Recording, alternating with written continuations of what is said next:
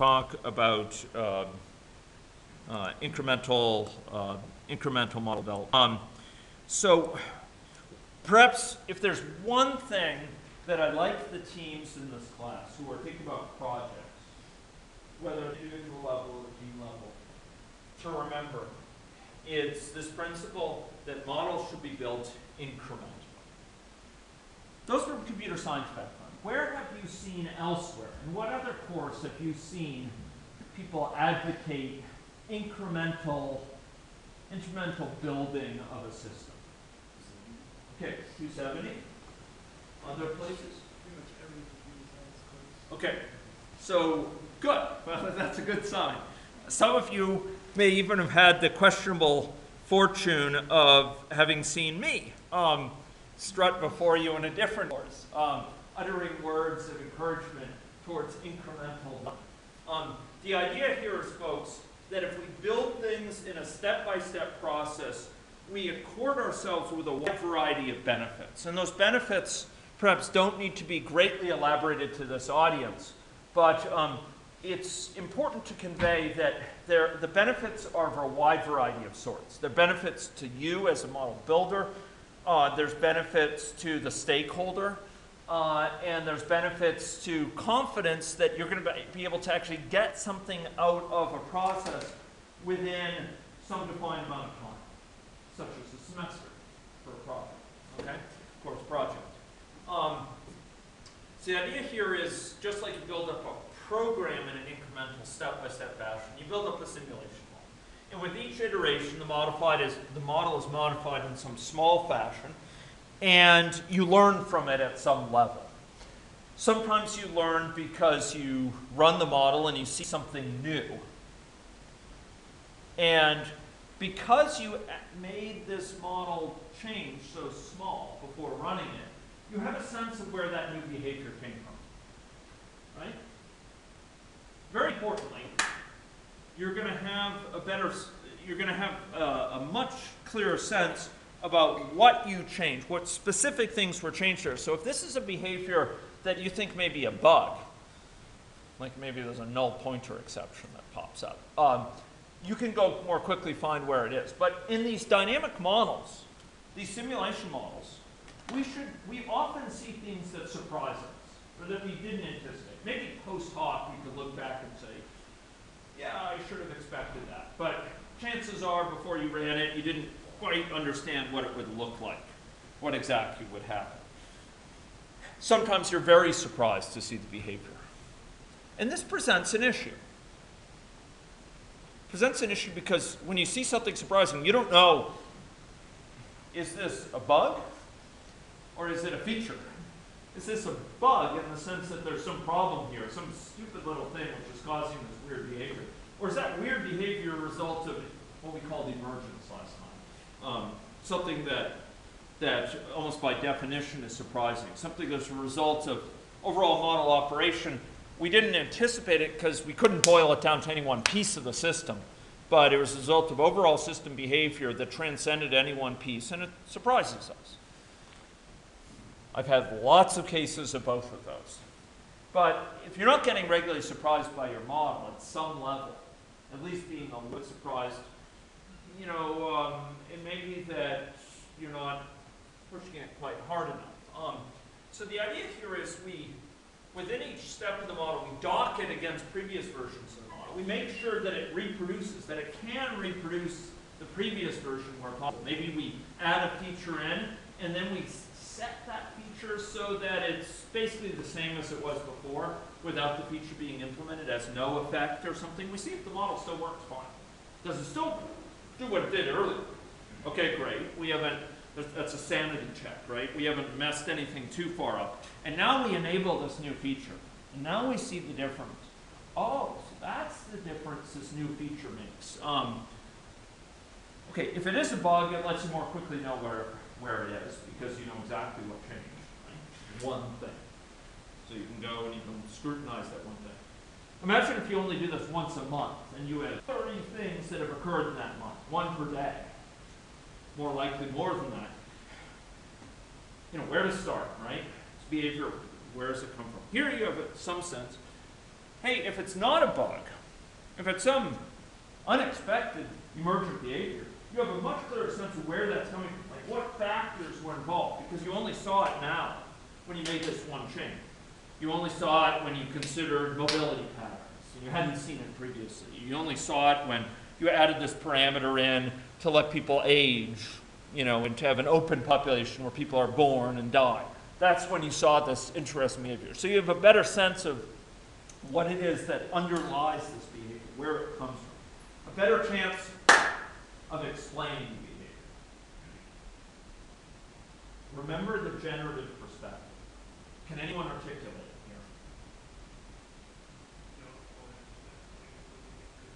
here? Yeah, until we can reproduce it, until we can generate it in a way that doesn't presuppose it in any way. We're not building it into our system. We're not putting into our model those concentric circles that we put in there. It's kind of cheating, right? We want to be able to produce it from things that don't seem on the face of it to have anything to do with the pattern. But if we can recreate that pattern from much, much simpler assumptions, maybe almost quite trivial assumptions, now we have a basis for being able to explain it. And this, ladies and gentlemen, this idea of sort of docu model, first checking that it reproduces, a sanity check, the last thing, and then enabling that new feature and seeing how it changes things, that's often the first step towards really understanding where did this new phenomenon come from. I don't know how many people I know have made this mistake of building up a big model, particularly an agent-based model, I must say, where they add feature in after feature after feature, add in this, you know, they're just building this model. Oh, it's rich. This is going to be a great model. Great model. You know, let's put age in there and sex, and we're going to have people's education, and we're going to simulate get a job. You know, then we're going to capture their marriage status, and you know, all these different things. And then you run the model. Wow, wow, look at all those things happening. Well, okay, first of all, are you sure those things that are happening aren't a bug? Well, where to start, right? I don't think they're a bug. I'm not seeing any null pointer exception. I'm not seeing any stack overflow. I'm not seeing any, you know, heap dump or something. But do you really know? Maybe there's an off by one error in there somewhere. Maybe there's an uninitialized variable being used. You can detect those things much, much, much easier if you do step by step by step and you see where weird behavior comes about and you investigate. More to the point though, let's suppose everything they're seeing is genuine. It's a result of their assumptions. How do they explain those, what that behavior is then? Where does that behavior come from? Well, ladies and gentlemen, if you didn't build the model up step by step, you're going to end up disabling things step by step to explain that behavior. So you might as well just do it while building the model. But there's another benefit, ladies and gentlemen. Another benefit from building it up step by step that you don't get by deconstructing it step by step to explain these things later. And that is flexibility to take in a different direction. Maybe you have some thought about where this model is going. You know, by the end of the semester, I'm going to model with these features in it. You know, I'm simulating dog, stray dogs in Chile or northern Saskatchewan, and I'm going to need a representation of dogs' life cycle and aging, and how they get distemper through a virus, and how the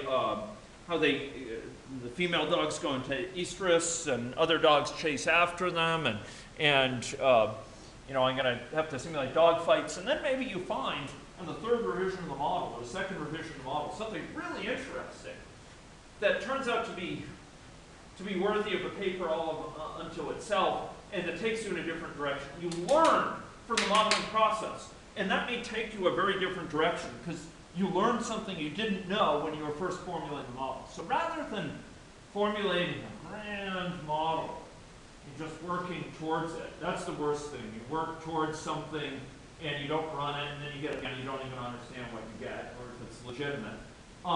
But even if you eventually get there, often you'll get to a different point if you're learning all along the way.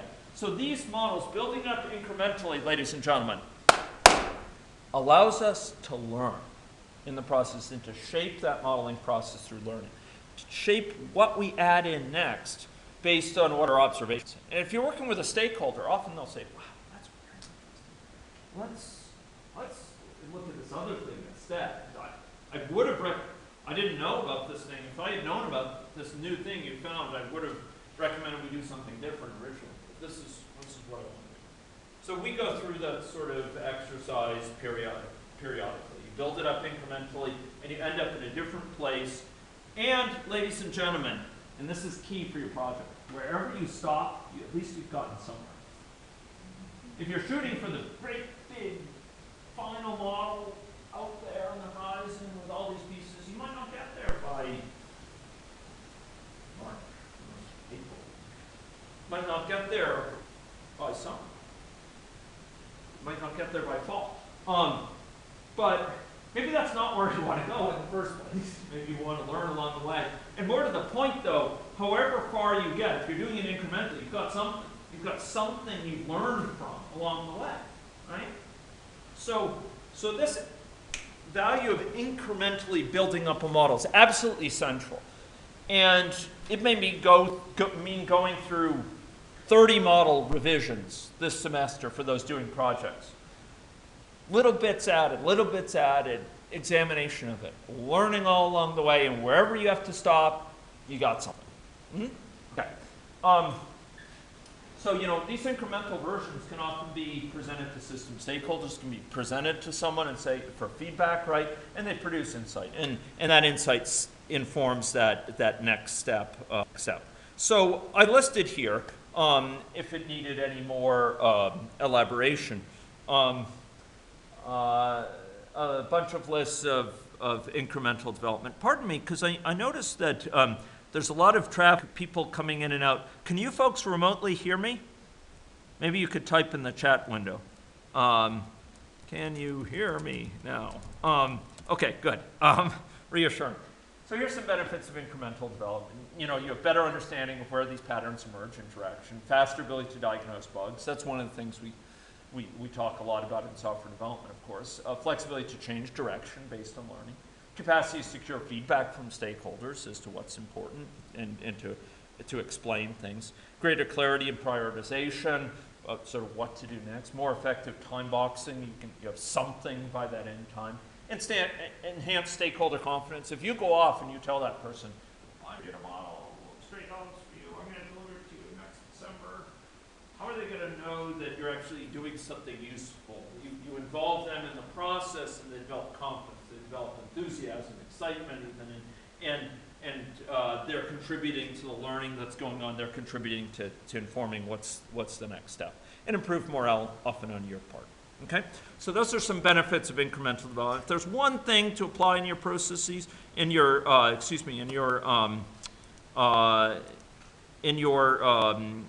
projects that you undertake for this class, it would be that very issue.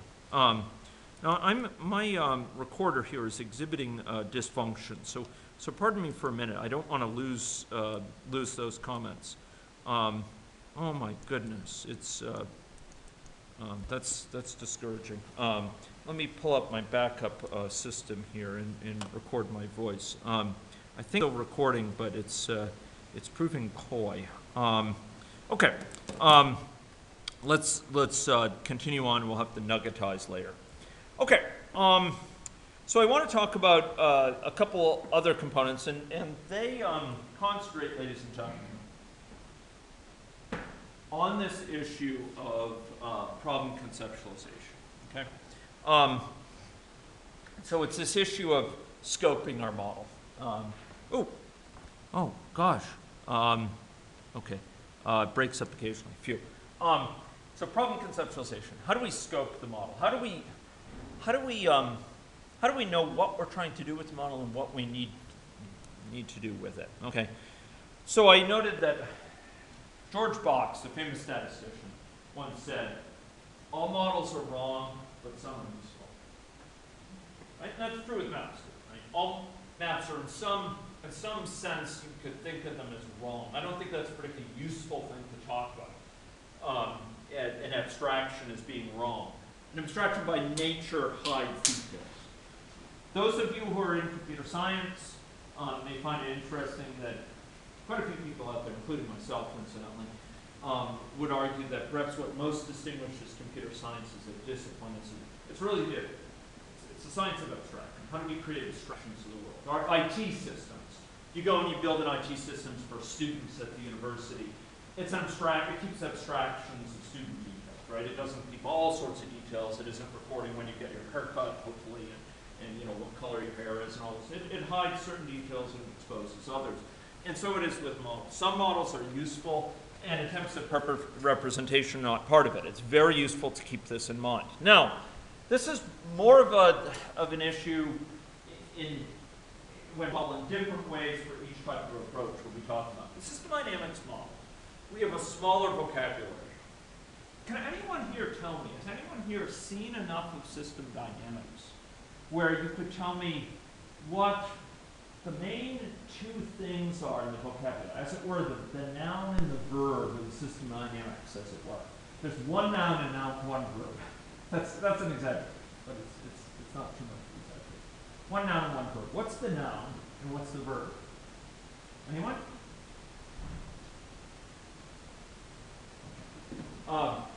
Sorry? Okay, it is effective time, so we're simulating the system over time. And our model describes that, but it uses a vocabulary, ladies and gentlemen, that has two major pieces in it. We just string it together in very creative ways. Those two pieces are something called a stock and something called a flow. This is a flow. The flow is the verb. Sort of changes taking place over time. It's like the flow of water out of a bathtub. The stock is the bathtub.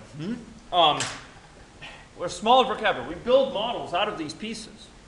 We can build up very large models. And for those who are mathematically inclined, this is a state variable. A set of differential equations, sometimes called state equations. This would be the x's and y's, so we have, dx dt equals some function of x and y, and we have, dy dt equals some other function of x and y, and that's the x here, okay, and we might have stocks for another y too.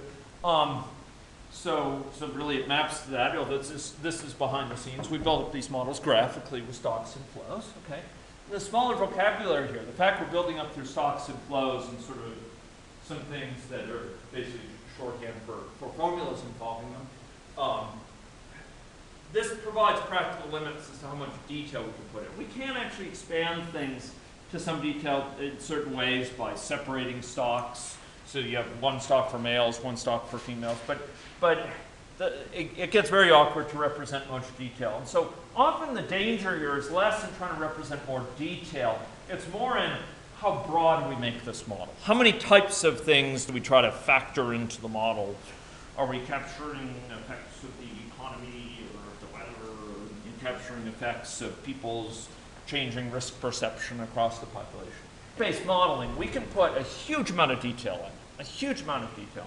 And it's very easy to add deep levels of detail. For instance, certain processes underlying agent behavior. We can just go to town and put all sorts of detail in. Put in extra properties associated with agents. Put in their hair color, so to speak, where we really don't need it. Or, more to the point, we don't have confidence that we need it yet.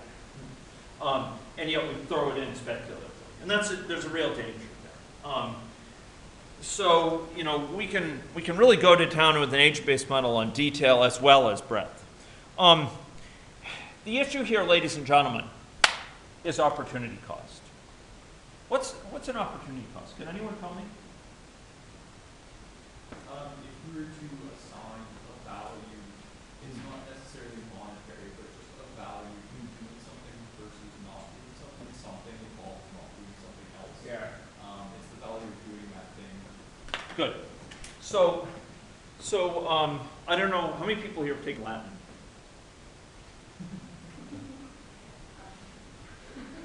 Alia acta est. Okay, so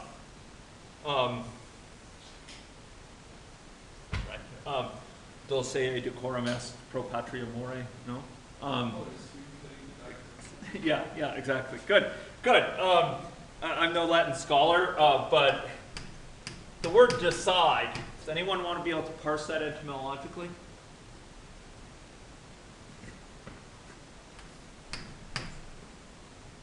Cut off or branch, okay? So when we choose things, there's certain options we rule out. When we change our model, often, given limited time, given limited resources available, we often, when we invest in A, we are foregoing the opportunity to invest in B and C.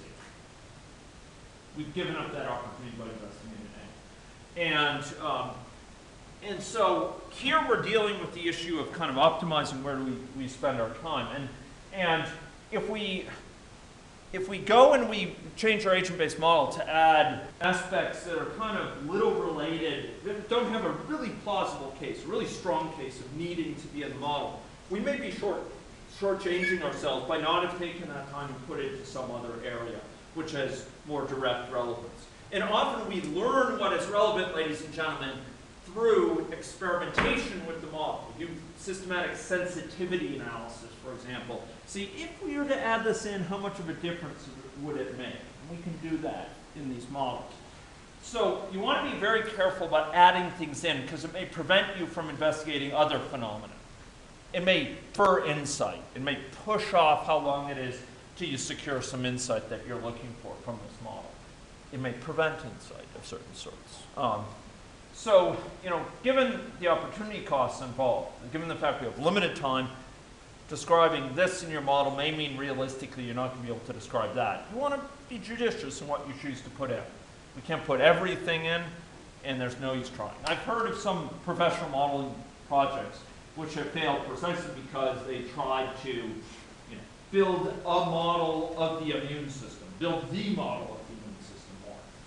What do you put in? Well, the immune system. You know about the immune system? It's got to be in. Well, you know, you can get something out of that, but you're going to be going at it for just a very long time, and it may prevent you from really having targeted investigation of certain phenomena. Just you keep on adding. So what we want to do is we want to exercise a logical knife of model purpose. We use it to cut away extraneous detail. And there's a principle in software development called Aggregate. Does anyone know what it stands for? Perhaps because you read it? Anyone? You ain't gonna need it. And this is true in software development too. There's a propensity of many software developers to add features in to your software or add structures into your source code because you think they're nifty or they're more abstract or they're more general or more flexible or more interesting. But often it comes down to speculation. Well, we might need this in the future. We might want this. The user might want this. Maybe they didn't request it, but who knows? Maybe they want it. And you just pile it on. You pile it in. So the principle in software development associated with incremental software development, particularly for what's called agile programming, extreme programming being an example, agile processes, is the Aggregate principle. You ain't gonna need it. So the idea is, look, you start simple, and until you see compelling demonstration that you're going to want this thing in there, hold off. Learn in the meantime, get stakeholder feedback, and then if you're going to need it, add it. Okay? Because, ladies and gentlemen, of opportunity comes. Does that make sense? Okay, the Aggregate principle. You can just smell testability. Okay. So, ladies and gentlemen, and this is a very important distinction as well. And one I would expect for the projects out there, I want to see this articulated in your projects. There's a distinction when we talk about a model between three sorts of things. Things that, and there should be a conscious attempt to articulate this list. Conscious attempt to articulate which factors lie where. What things are endogenous to the model, what things are exogenous to the model, and what things are ignored or or excluded from the model. Can anyone tell me by exogenous? Anyone? Or endogenous? What do I mean by something being endogenous? I'm worried this thing is not being recorded and it's fulsome glory. Okay.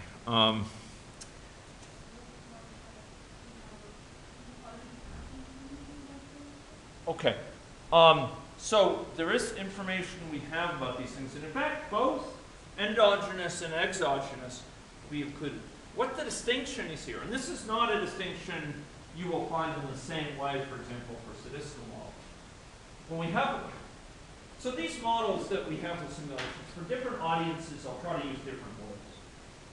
Sometimes I speak about the models of the physics of a system. They're kind of characterizing how the system works from, in terms of sort of what's driving it. So I sometimes speak about the physics of the system. Other cases, maybe more with more engineering-oriented audiences, I'll talk about models that describe the mechanics of the system. So what pushes on what, affects what, and then the overall system is simulated from those interactions. Other cases, I'll talk about them as modeling, as theory, and I'll use these for different audiences. But the situation here is, ladies and gentlemen, if we have a factor that's endogenous, the model is generated.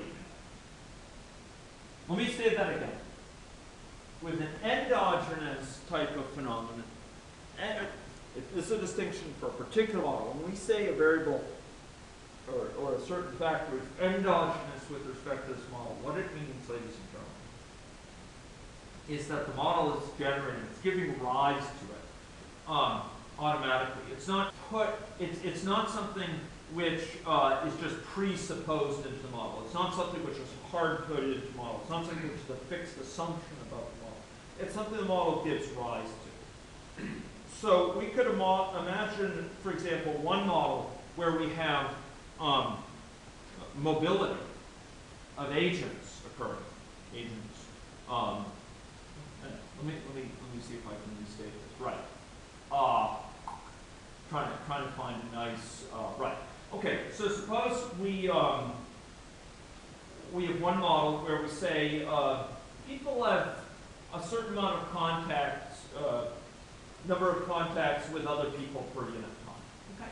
So we have people circulating in the model, and if there's an infectious person, say with flu, they have a certain number of potentially infecting contacts with other people per day. Okay. They go to Tim Hortons and they wait in line. They sit in class and tease. They meet with the professor in his office and they're snuffling and those sort of things, right? So we can imagine a situation there. On the other hand, we can imagine a model, and so there I might say that's exogenous. Like impose an assumption they have 50 contacts per person per day, right? Or 100 contacts per person per day, right? I can impose that. That would be an exogenous factor. On the other hand, I can imagine a model where people are moving around, their mobility patterns, they're bopping around in their daily schedules or something like that. Maybe we've recorded it on our smartphone-based system. And here, the contact patterns are endogenous. They're generated by the model based on where people happen to come into contact with each other. Two people are within a certain distance, it's endogenous. Right? So that would be a distinction between two different models, a given factor of how much contact they have. In one case it's endogenous, and in another case it's exogenous. Similarly, we might imagine a situation where we have a situation where, on the one hand, we build into the model a fixed assumption about the level of hygiene people practice. So given that there's an infectious person in close proximity to a susceptible person, what's the chance that we transmit it? Well, that may depend on how frequently people are washing their hands, right? Whether people sneeze into their elbows or what have you, right? Hygienic practices. Whether they're sort of pushing things over their face, or their hand over their face in a way that might communicate the bug. No, not someone else's face, their own face. And so that might be a situation where we specify a fixed number. Okay, if an infectious person is in contact with the susceptible, there's a 0.4 chance that flu will be transmitted, right? We could specify that. On the other hand, we could imagine a model where that depends on their perception of risk around it. If there's more people getting flu that they know, or in the population they hear a lot about flu, H1N1 flu, and they read about it and they see it online and so on, maybe they change their risk behavior. Maybe they're more likely to wash their hands before eating or whatever, right? So they're less likely to transmit those droplets they picked up in class when they're eating a meal in class or the next hour.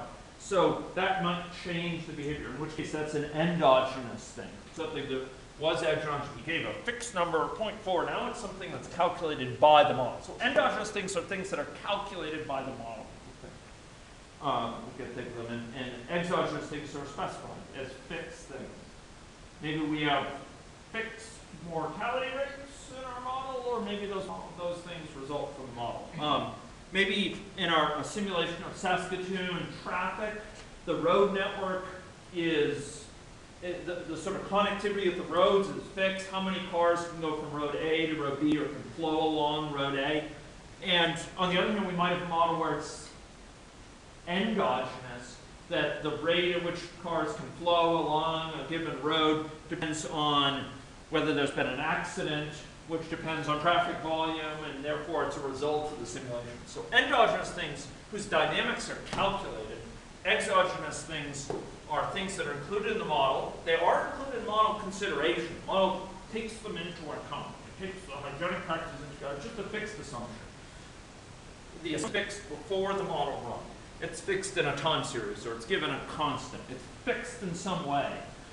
If we say people are getting more hygienically attuned over time in some fixed way, and we feed that into the model, that would still be exogenous. It's not something that's calculated by the model. Is that distinction clear to people? And finally, typically in a model, there's a lot of things that are ignored.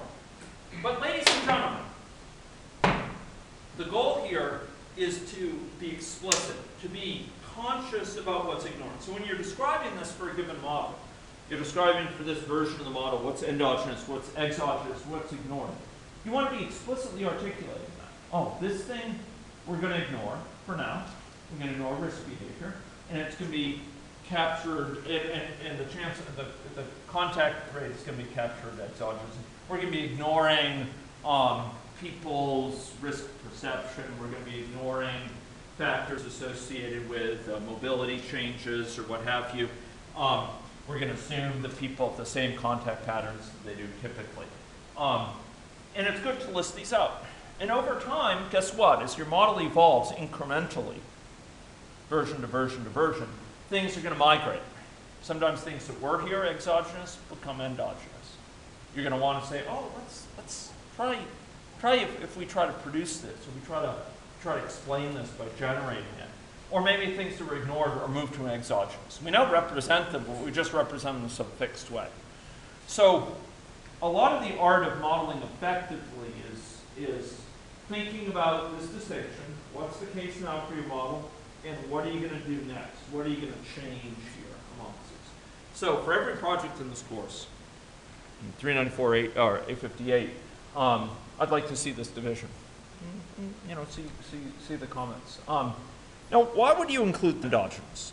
Like, why include factors endogenously within your model? Why not just? Gosh, that's weird. There's a typo there. As exogenous. Why specify things in the model endogenous? Well, fundamentally, there's extra flexibility. So, if we allow contact rates to emerge out of mobility, then we can examine the effects of things which change mobility patterns. So if they were to shut down the bus system in Saskatoon That would mean people aren't concentrating in bus terminals and Place Real and so on, and maybe it will transmit the bug less. If they were to undertake an intervention which put out advisories for people, and you were simulating contact rate as something that results from risk perception, maybe that's going to change people's risk perception. Now you could simulate this intervention more accurately. Instead of changing the number from 0.4 chance if you're infected together with a susceptible, you change it to be 0.2, or you change it to be 0.1. Instead of just doing that, presupposing what the change would be, now you simulate it emerging from changes in risk perception, etc. So it's greater flexibility, greater robustness. If you were to make other changes in how things might change, the model would adapt more easily with this greater generality, and you could take that model, pick it up, and go to a different context more readily by making it endogenous rather than exogenous. Rather than hard coding it in, you instead have it result from the model. Then the model's more general.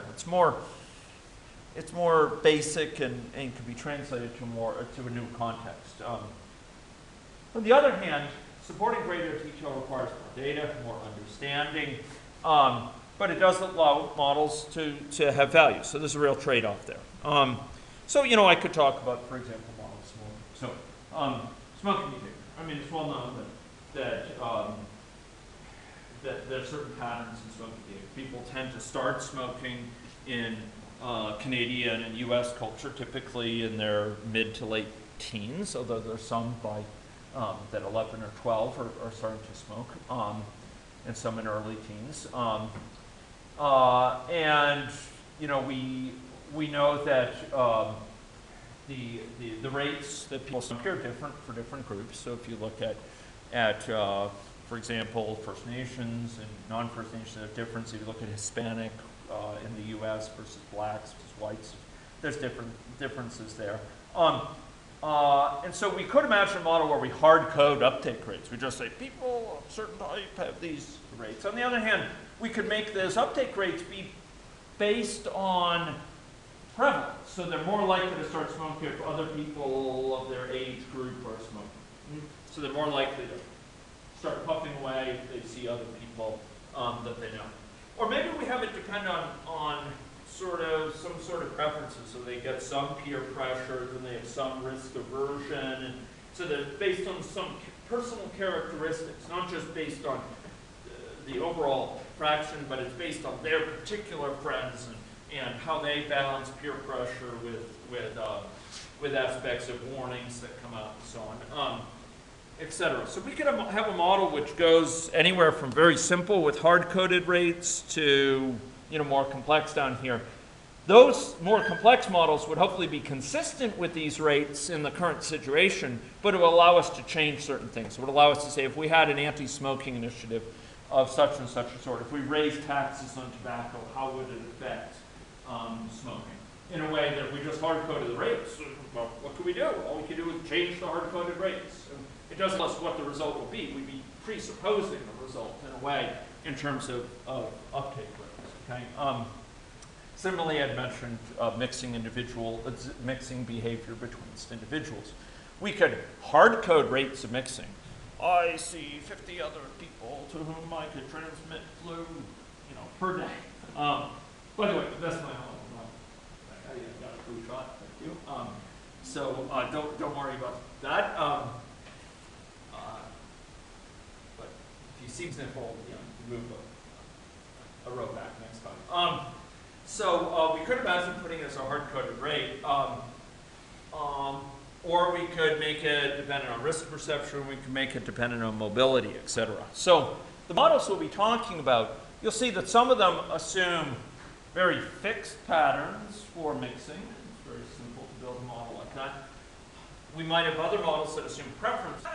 The problem with the fixed patterns, so if we say people in this age group, 40 to 50, spend, have 10% of their contacts with those, who are less than 10 years old.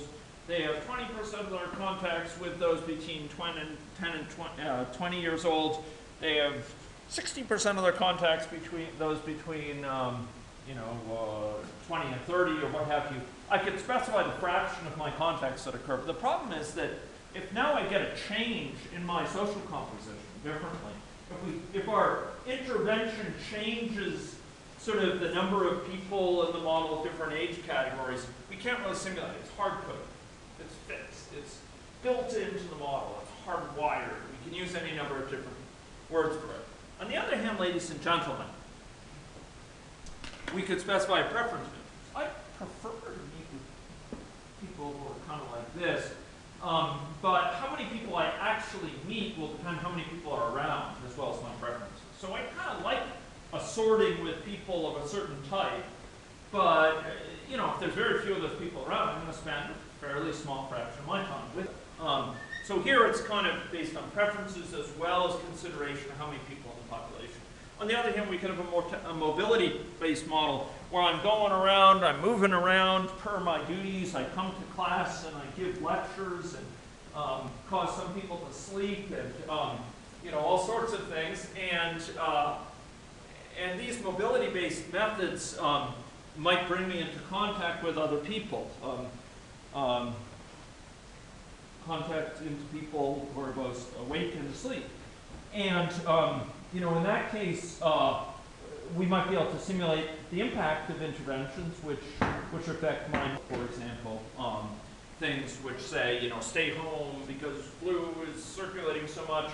We advise people to stay home if they have kids, or we advise people to stay home, if they're feeling ill. Then we could simulate the result of that, right? It wouldn't be Nate has certain contacts, no matter where he is, if he's home in bed with the thermometer sticking out of his mouth, that he's somehow going to be still contact people. Instead, it's based on mobility, right? And then you can have preference-based mobility. So you can imagine models with different levels of detail. And I won't go into this more, except to emphasize, start simple. So you can build your model incrementally. You can start with as simple a model as possible. And often that means at first starting hard-coding things and starting with things more exogenous, just a few things exogenous, just a few things calculated by the model. Maybe 1, 2 of them. And you put a little bit more in the endogenous, a little bit more. You let it calculate a little bit of this, a little bit of that. A lot of things initially ignored, almost everything ignored, maybe a few things exogenous, and then you bump things up a bit. You bump things up a bit. And that bumping is done based on observation. It's done based on judicious sort of judgment. Oh, that made a big difference, when we move that in. Well, let's try this related thing. Let's make that endogenous, and let's see how big a difference that makes. And we can do these sensitivity analysis. We kind of saw something related to that last time. We changed the parameter. We saw how big a difference it made. And one parameter made very little difference for something we care about, how quickly it spread. Other parameters might have made a much bigger difference. In fact, it might not have spread at all. So in short, by learning in the modeling process, you learn what's endogenous. Okay? Just a couple remarks, and man, do I want to nuggetize, but that window is elusive. So I'm just hoping it's being recorded. Okay. So I want to mention one other factor that's important for both system dynamics and agent-based modeling, and that's the notion of patterns. These models, ladies and gentlemen, are often sought to explain patterns. What sort of patterns might we want to explain with a model like this? Can anyone speak? Good. That's right. So it might be where the backups occur, for example, right in the city. If we think about patterns, how do we make that concrete? A pattern of traffic flow. So it might be what fraction of cars go different routes. Okay, good. So where dense traffic occurs, where lighter traffic. So the density of traffic over the city might be something we want. So that would be a spatial one. What other things might we want to explain? What sort of patterns? Give me a pattern. I had a pattern here last time. In fact, we might be able to kind of see it through the erase things, but can anyone? Okay, sure. So we might see in different groups different likelihood of getting to university. So a pattern over age in that case. One of the patterns I'm referring to, we have dynamic models, so they have a key element of what? Time. Yeah. So we might have a pattern, you know, cyclic variation in the occurrence of business cycles. People have used models to exactly investigate that. Why are there a Kondratiev cycle and the standard business cycle occurring? It turns out models, they're dynamic phenomena. You can understand that using system dynamics models quite well. Why is there certain effects seen in sort of cyclicality in certain regions? Why do you see cyclicality in the snow hare population here in Canada and the lynx population going up and down? You see exactly these phenomena. In fact, any logic, if you go and you look at the predator-prey model, you'll see simulation of exactly that. There's an agent-based version, a system dynamics version. We may see childhood infectious diseases, which kind of go in these spikes. I showed you that a couple of times ago. So we have patterns over time. We have patterns over space. We have patterns over things like age. We might have patterns over a network. So people have done studies which seem to show clustering among people in networks based on things like weight or whatever. So we might have patterns. Some of the most useful scientific ways that people use these models is to try to provide hypotheses underlying these patterns. Again, these models, we call these models dynamic hypotheses. They're hypotheses concerning the causes in the dynamics sense, simulating it over time, underlying patterns. And particularly agent-based models have often a lot of features in them. They might have a spatial component. They might have a topological component. Can anyone say what do I mean by topology?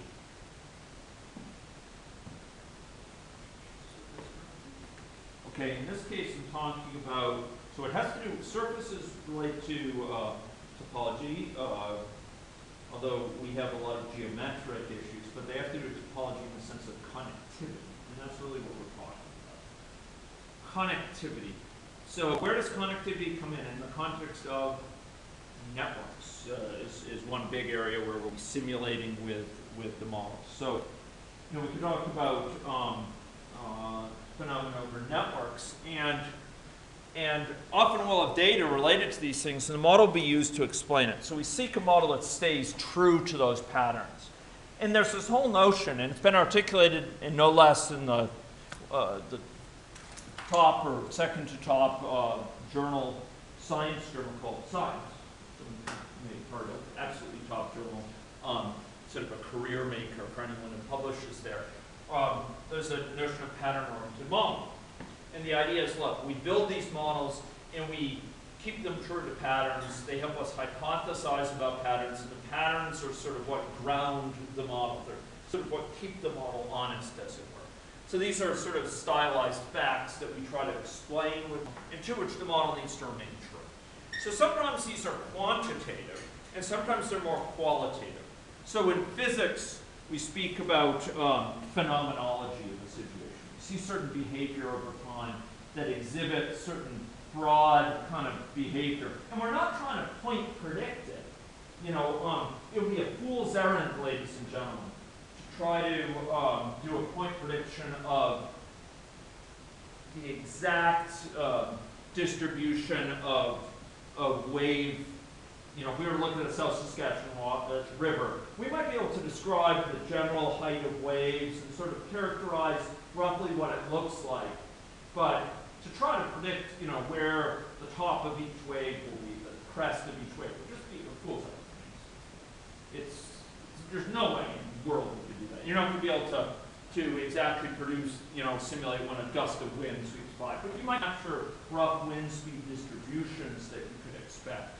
So here, we may be trying to capture with our model the rough phenomenology observed when we in certain situation, but we're not trying to predict exactly you know, exactly at a quantitative level match this precise thing. So we may want to simulate, we may be interested to get out of our model a wave, but we're not trying to match up year by year the exact points on that wave. We're just trying to get a wave out with the same basic frequency and amplitude, right, out of our model.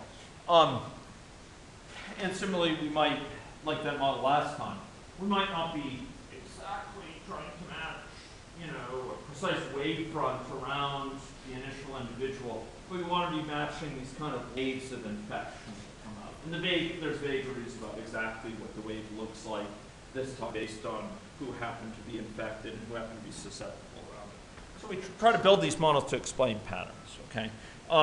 So patterns are a piece of information. The model didn't mix them. We'll cast suspicion on the model. Why isn't it matching this? You know, if it accords with these patterns, but it's off with these ones, is it really capturing information we're seeking? We're going to have to ask. And typically, you know, the patterns you choose are specific to purpose. When you build a model, we want to explain this. We want to explain this certain phenomenon that we're observing. Why do we see this rising rate of chicken pox over time, over the span of several decades in Saskatchewan history? Here, you know, we may even have a pattern that's not much over time, but it's a pattern just, for example, for certain infections, for gonorrhea. Why is it that women, you know, we observe that women have higher rates than men? We want a model that you know, men have low rates than women in the same sort of way. So patterns here help us build confidence about a model. They help us check sort of if the model looks reasonable. And with agent-based models, the number of types of patterns that you can bring to bear is much greater. System dynamics and agent-based models, you could accord with these patterns over time, these sort of patterns over time. But if you want to capture data on an individual over time, you're talking agent-based model. You're talking about an individual level model, because that's what allows you to capture individual history in a way that you just can't with a system dynamics. Similarly, with network structure, if you want to capture patterns of network structure, this is from here in the province, TB data.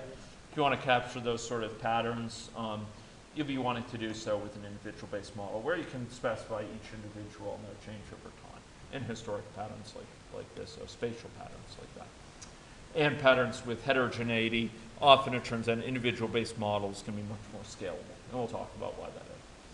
Okay, so there are certain types of patterns that are much more phenomenologically, so flocking patterns, for example, the fact that birds fly together in certain very interesting formations and adhere to each other. That might be something you try to simulate phenomenologically. Again, you're not trying to predict exactly what the formation would look like so much as capturing its rough feel to it. Oscillations, gradients, or waves. These are all things you might sort of try to capture the feel of it, even if we're not trying to exactly match it. Okay, I was going to just close with a few remarks on qualitative problem method to give you some glimpse of what this is like, because there's a lot of modeling that does go on here. We're going to be transitioning probably next time to system dynamics modeling, and this is a glimpse of a system dynamics model, but one that's not yet in the stage of being, forgive the English, not yet being simulatable. Capable of being simulated. So here we have a description of a system where we have a variety of factors that are shown. And what we've indicated with these semi-quantitative linkages is polarity. So if we have a link, for example, between something like the death of a family member from AIDS, how does that relate to a chance a given person is widowed? Well, it tends to raise that chance. It also tends to lead to higher needs for money to support funerals, which are important in the culture depicted as a marking of major life event and to commemorate their life. On the other hand, there are some of these that are associated with negative links here. So, for example, the greater someone's ability to produce, the less chance that someone will transition to a state where they're in poverty in a way that they're not able to be productive. So we have these relationships between variables that are either positive or negative. So one's greater access to resource mean a less of a chance of loss of livelihood, a likely loss of livelihood. So here's a model that's sort of sketched out, as it were, in semi-quantitative terms. It turns out those polarities will allow us to reason about changes. It's not fully specified. We can't run this model, but we know a lot about it just by looking at it. And in fact, we're going to know a lot more by looking at the fact certain things are stocks and certain things are flows. It tells us a lot about its behavior over time, just not in fully a way that we can run it. It doesn't give us a precise enough specification to run, but it gives us a precise enough specification to reason at a qualitative level about some of the behavior we might expect to see. Here's another algorithm depicted in a mapped way. This abstracts away from a lot of details, just like the last one did, but it characterizes a rough flow of a process in a way that might be captured in a model. This is, in fact, part of modelization for an algorithm representing the model. Here's another representation. Where did we see this type before? Yeah, we saw in the agent-based model we looked at last time. We saw state charts, right? This state chart might not be something that's fully specified yet. It might not be something where we precisely pin down the rates associated with certain transitions, the chance that someone goes from being in potential contact having received their notice. Maybe that's not yet specified. Maybe the even type of the transition, whether it's based on getting a message or whether it's based on just some chance per unit time. Maybe that's not even specified. But this gives us some sense of the breakdown of the situation, that you can either be in this state, and then you can progress between potential contact, received notice, but not directly between potential contact and its man-to first skin. So it kind of tells us what actions are possible and what states are possible with this decomposition. So this is an example of a model mapping. Is it precise enough to simulate? No, perhaps not in this case, but it gives us a tremendous amount of information.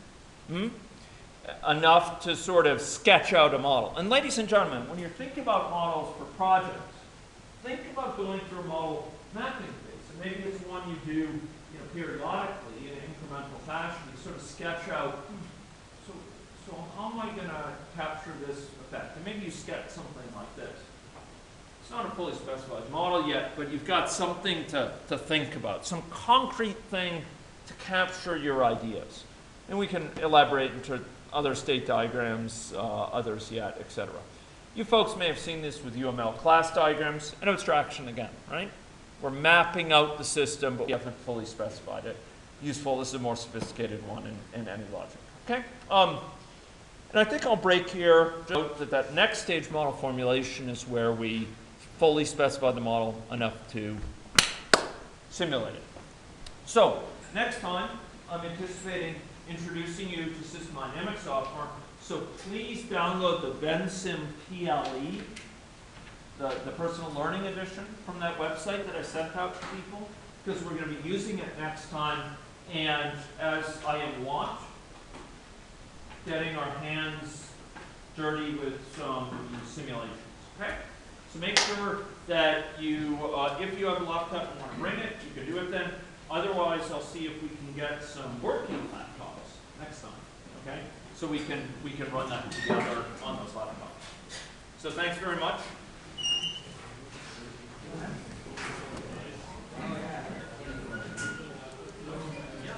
Hi, maybe you folks who are remote can let me know if you heard the entire lecture. Yeah, what can I help with? If those laptops are working for next time. Yeah. I would just Want to request that one? I want. Yeah. Okay, great. So I guess that will be maybe six people then, or did you request it before? I did not. You don't. Okay. I yeah. used there was a spare one last time that I tried. Sorry? There was a spare one last Yeah, time that and I it tried to use. didn't work. No. Yeah. No. Okay. Thanks much for the feedback. Appreciate it. Yeah. Hi. Is there a distinction between something being endogenous and emergent? Okay, great question.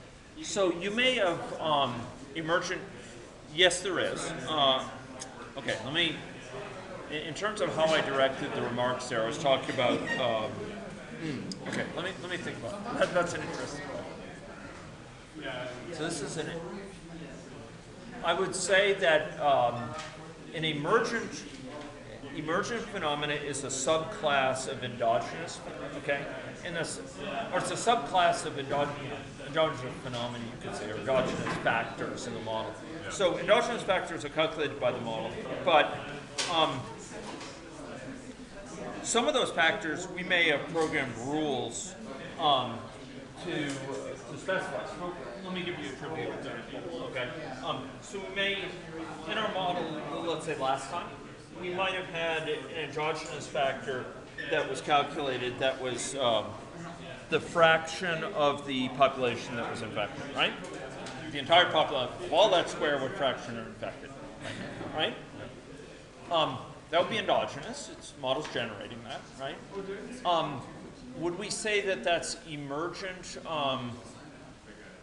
If there were some surprising, the phenomena is the thing that's emergent, and we normally attach emergence to a phenomenon that's surprising in a way we didn't anticipate. So it surprises us. It has a feature about it that we didn't anticipate ahead of time. And so, you could imagine something that, it's endogenous, but it exhibits no unexpected phenomenon. So therefore, we wouldn't really say it's an emergent phenomenon.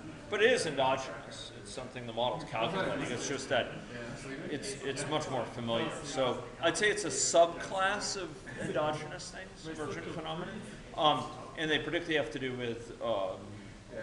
with things that are surprising. Okay. So emergent is specifically something that wasn't anticipated? It wasn't anticipated, exactly. And or the features of it, we may have guessed it might occur, but it resulted from it in a way that has some element of surprise or uncertainty associated with it. Right. Yeah. Okay. Thank you. Yeah, you bet. Yeah. Hi, Camel Creek. I look around. About this. yes. Did you see I posted? Oh, you didn't get that email? No. Oh So gosh. that's why I was wondering that Yeah. am I the only one who's not got the email? Because I was having some issues with my pause and course 2 section, so it was being rectified, and I think some of the emails have been missed. Yeah. Okay. That's most curious. Let me just think this through. Yeah, I thought I had sent something out. I mean, maybe it. Pardon me, and let me just go check my mail here because it was in pause. Well, okay, now I'm sorry, it wasn't in pause. It was in Moodle. But I remember that you talked Maybe I could about ask. Did you receive any email about course projects today? a doodle about course projects. It was a doodle. Yeah, I created a doodle for course projects. Yes, I did see that one. Okay. Okay. No, I haven't received Okay, that. we're gonna need to figure out why. Okay. So, let me. Was it posted on pause It- or you emailed it Okay. individually? So would you have gotten it through email? Yes. Okay. So I should receive, because I received all the rest. Right. Emails Yeah. about the software, Right, about right, the course, but I right. don't know why I haven't received about the doodle. Okay. So what I'm going to do is I'm going to send another email asking people to respond if they got this. I'm wondering if there was some problem with 858 student specific. You're in 394? Yes. Yeah. How late might be. And maybe a 858. Let's ask these two over there because they're in 858. I'll be right with you folks as well. Did you receive an email from me today about a doodle project? You did. Okay, I'm the only one. So we're not. Yeah, there's something else going on. Let me just confirm here what's going on. So this is that, and I'll just check to make sure you're here. But what can I help you with? I just want to discuss a project that is Great. Let me survey what each of these folks need, and if they're really quick things, I'll quickly deal with them. And yeah. So I'm just checking Camelpreet. I don't see your name on here. Yeah. It's not here. So we're going to need to figure out why that is, because we need you on there. And you went through the cross registration, the registration with the Yes, department? yeah, with the CMPT. Yeah. It's a minor course tools. Right, And exactly. And so let's work together to get this resolved, okay? Okay. We're going to need to speak with some combination of Gwen, who I think you dealt with before, and ITS to figure out why we're not in here. Okay. And this guy named Carrie in our so department. can you just email I me? could email, in the meantime, I could email you, all mail the course. Did I'll you send receive my email? Or Yes, I did. Okay, so you have an email address, so that's what I was wondering. Oh, yeah. Okay. Yeah. Okay. Good. So, yeah, I got your email about asking about the doodle, like setting up a doodle, right? Yeah. Yeah. And so I did send out the doodle. I'll send you that one so you can see where it is. Okay. Okay? Okay. Yeah. Thanks. I just joined the class on Tuesday as well. Sure. Those emails you sent me Yeah, you bet. for. So are you on this list right now? Yeah, I saw it. Okay, great. So, you'd like to see the earlier emails? Yes, yeah, I got the one about the doodle today, but that was it. Okay, so, you bet. Okay, so, just looking here, so, why don't you specify your email to me, or KDA, KDA yep, 919. 919 And then at mail.uss. And this would be, emails prior to, yesterday, I guess. okay. So I think I joined it 59, so. Okay, so that would be like 113, something like Yeah. that. Okay, great, Thank you. great. I'll see if I can get those out. Yeah, Priya, you had a quick question or longer? Okay, okay. And Kamalpreet, you're all set? Yes. Okay, great. So why don't we try yours first, and then we can move to Priya. Okay. Yeah. So just for project Yeah. ideas, Yeah. is it kind of an open thing? Like we can, if we can come up with a If good you can idea? suggest ones, what I'm looking for is projects that will continue to offer value, after the course. Yeah. So like they go somewhere. Right. That's what I'm shooting for with these projects. Have someone that cares about them, basically. Yeah. Beyond the course. Yeah. Absolutely. Okay. Yeah. So I was like, I'm in environmental engineering. Yeah. And I was kind of thinking of to do with either the way various plants and soil types affect the movement of contaminants Okay. underground, Okay. and Oh, like very geological interesting. structures and Yeah, stuff like that. yeah. And Mhm. that one, Mm. I think it's like a good part of it is already a solved problem, Uh-huh. but there's probably still some work to do. I'm not Right. very informed on the topic, but I Okay. think there'd be something interesting to do there. For example, subsurface and its interaction with plants And contaminants, contaminants. like mercury, let's say, or some Right. hydrocarbons. That are in the soil and it contaminates the groundwater or what Yeah, have you. like let's say there's an oil spill somewhere, there's a leaky storage tank somewhere. Yeah. How is that going to impact the local? And even what I'd like to might be outside the scope of my capabilities at the moment. Yes. Would be how it impacts animal and plant populations, Right. which would be some pretty complex interactions. Right. And so how it's impacted, so less how it's impacted by those. So you're not so much viewing those as sources of contaminants, so much as kind of they'd be at risk because of it. They'd be at risk because there's mercury in the water. Or Right. Yeah, I guess the focus would be on how human activity, like I want to do something based on how human activity impacts natural systems. Okay. Okay. That's like kind of the gist of what I'd like to do. Right. Let's try that. Okay. That's interesting, and I could imagine that. I can imagine what some of those components would look like. So, okay, so that is that the only project idea, or you have No, others? there's one more. Okay, I good. guess. And then Yeah. the other one is, I guess, kind of on the same topic, but modeling interactions of an ecosystem. And different types of animals. Yeah, and how like varying one parameter changes others, and just getting a feel for that kind of thing. Yeah, I would say, given the modeling software we'll be working with, that would be somewhat easier to deal with, and I could refer you to a set of models that will get you started more quickly with that. Okay. So, and there's a couple technical aspects of the situation that would mean, first one is doable, and I have an idea about how to go about it. But I think the second one, you could hit the ground running much more quickly Oh, good. and get going. I think it would be extremely interesting because you could, you know, affect the system at this point. You know, classic thing, you know, pesticides kill off these insects or something, and of course that's what the sparrows eat or the other birds, and you know, maybe it's a DDT sort of situation where it propagates to their eggs, or maybe it's a situation where they simply turn to other sources of food which conflict with other areas of the system.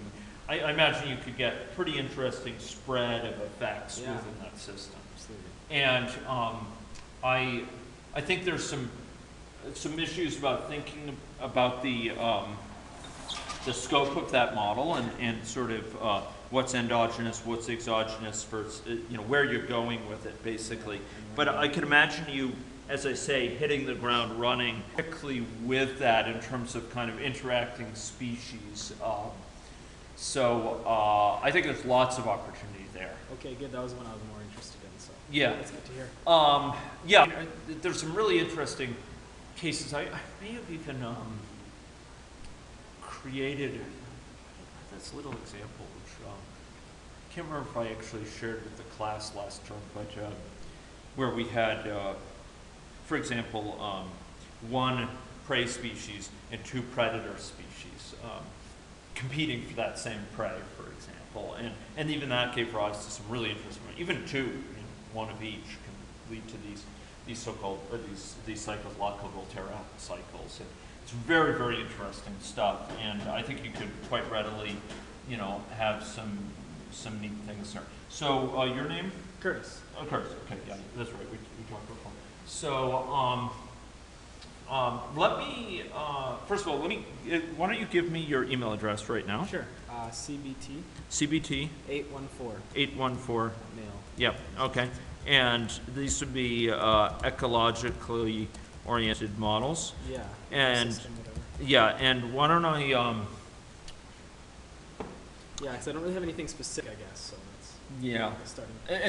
And we'll want to think about that a little bit, like whether, because you're interested in the impacts of human interference. So like pesticides are one thing. Right. Another thing would be things like disturbances in the form of hunting or like, you know, the whole thing with they're paying for people to hunt coyotes, right? And then it may cause an explosion in the gopher population, or you have some distortion in terms of extinction of a species, keystone species, and it ends up leading to dysfunction, you know, long readjustment constants. Or plants can't synthesize properly, so it's, you know. Yeah, I think this is really interesting. So we'd want to sort of see if we could think about maybe a scenario that you might start to work towards at first. We're taught we could add some things in. Great. But that's Mental done. health. Yeah, very, very interesting. Let me get you started with some models, because I think often in this game, once you see something concrete, it'll get you thinking, both about what you might do differently, so you know, get you thinking creatively about that, but also you could see kind of exemplars, what you could do, how you could visualize things, how you could, how you might approach implementing it in a way that might alert you to what's easy, what's hard, that sort of stuff. Right. And remember, your background is environmental engineering and computer science. okay. You're doubled. Okay, Yeah. fantastic. Yeah, you'll have lots to go on. You're third year or fourth year? Fifth year in total. Power to you. Okay, so you've been around and you've taken easily taken. You're not in second year, so right. there's some extra courses you've got exposed to probably. Yes. Okay, that's great. So yeah, let me send those to you, and then I think we should talk some about particular sort of scenarios or things you'd like to explore, whether it's pesticides or habitat disturbance or extinction or you know, hunting or some other factors like that. Yeah. Sort of things you'd like to examine, poisoning, that sort of stuff. Right? Perfect. Yeah, that sounds awesome. Thank you very much. Yeah, you bet. Yeah, neat stuff. You know, Yeah, there's another whole side to that. We'll have to talk about the scope, because I've gotten involved in some stuff which involves ecological modeling associated with chronic wasting disease, where we've actually got GIS data in there, and you know, all these different vegetation types, and the deer browse around for different types of vegetation, and that's really interesting too. No kidding. But- What data you can add into those models, I mean, that's probably one of the areas where it's easy to have that sort of, Yeah. what did you call it? The kind of, I guess, feature creep? almost Feature you creep, call it? yeah, exactly. That's indeed the case. So you have to be a bit careful with that. Okay. Okay, good. Okay, good to talk with you, Curtis, and let's talk further about that in a future session. Take care. And I will be here on Thursday. Okay, well, we'll make sure the videos are posted as long as they don't have problems here. Okay, thanks a lot. Take care there. Yeah. Yeah, so PS3, what can I help you with? So I had, my first thing was about the projects. Yes. Will I do something related to the UI, or what projects usually we do in this class? Yeah. Well, something related to modeling, right? It is, and I was wondering about that a little bit as well, sort of, because I think we're gonna ideally want to use this in sort of your interests, right? So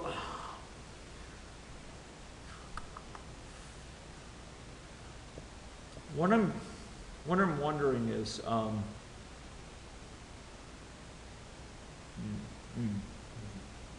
so I did say explicitly in the project descriptions I gave on slides that that one of the things that's possible is you could do a methodological model, okay? But I do want something that goes beyond this course. But in your case, that's no problem. I mean, it's going to be going beyond this course for sure. But what I was wondering is if there's some way to do it in the form of talking about you know, alternative visualizations of a model, actually using it to implement aspects for an AnyLogic model. So you were talking about teamwork, like. Yeah, I like to So- encourage teamwork. So I was thinking, like, if it's a teamwork, then Yeah. one or two person is building the model, and I'm working on On the UI and the- visualization, Yeah, just exactly. like I'm doing Exactly. in my final thesis with even so. Exactly. I mean, if that's. So I think if you could join a team and you're the person who's responsible for the visualization reporting side, and you could use it to kind of do different visualizations with it, that would be one viable way to do it, okay? An alternative would be to kind of do it on your own in the sense that you take several models and you do different visualizations, but that's kind of more of an 881. 880 project, yeah. Yeah, so I think